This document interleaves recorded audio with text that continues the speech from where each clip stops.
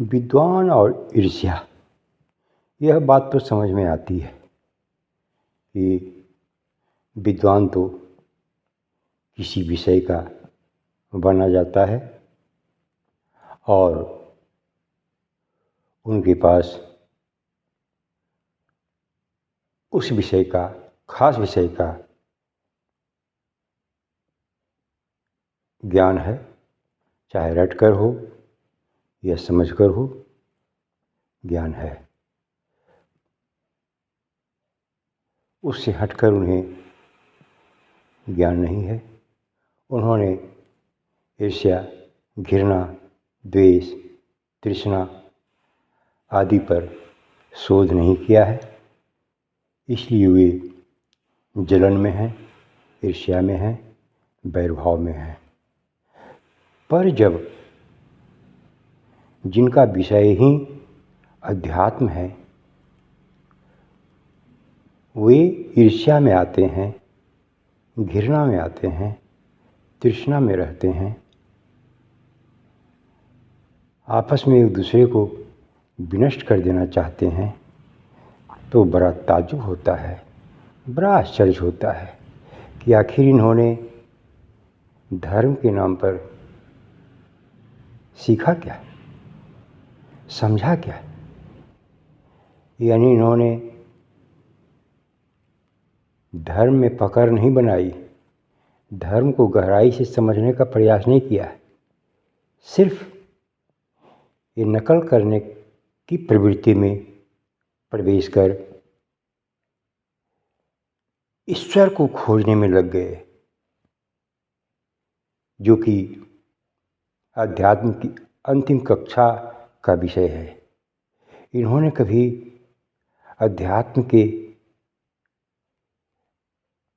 चतुर्थ, पंचम, षष्ठम, सप्तम, अष्टम, नवम वर्ग की शिक्षा पर, दीक्षा पर ध्यान ही नहीं दिया, शोध ही नहीं किया। धार्मिक बने भी तो नकलची बने, नकल करने की प्रवृत्ति। इन्होंने दूसरे को देखा, वैसा ही धर्म के नाम पर धार्मिक बन गए। और यह प्रवृत्ति अधिकांश लोगों में देखा जाता है कि धर्म के नाम पर वे सिर्फ दिखावे में लगे हुए हैं, धर्म के नाम पर वो सिर्फ पाखंड में लगे हुए हैं, धर्म के नाम पर नकल कर रहे हैं। असल की ओर उनका ध्यान जाता ही नहीं है। यदि धर्म के नाम पर वे सही मायने में अध्ययन, चिंतन, मनन करते तो वो ईर्ष्या, जलन, वैर भाव पर जरूर गहन अध्ययन करते, और तब फिर अभ्यास करने के बाद कुछ दिनों के बाद उनके मन का ये द्वेष भाव, वैर भाव, ईर्ष्या भाव, घृणा भाव, तृष्णा भाव, जलन भाव समाप्त हो गया होता, और फिर राष्ट्र की रक्षा हो गई होती, राष्ट्र का सही विकास हो गया होता, राष्ट्र विश्व गुरु बन गया होता, राष्ट्र में समता की भावना, समानता की भावना अधिक से अधिक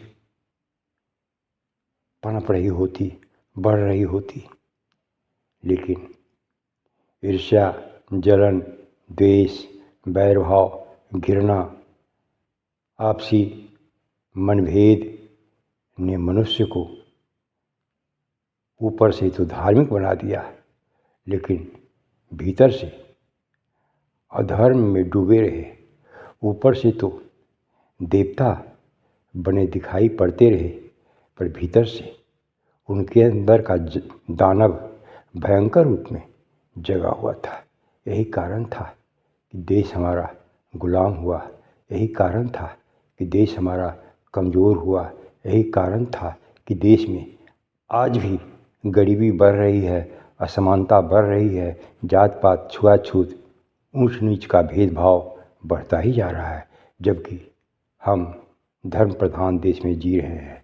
अतः हमें इन विषयों पर गहन चिंतन, गहराई से चिंतन करना होगा, नहीं तो फिर हमें सच्चित आनंद की प्राप्ति नहीं होगी, नहीं होगी, नहीं होगी।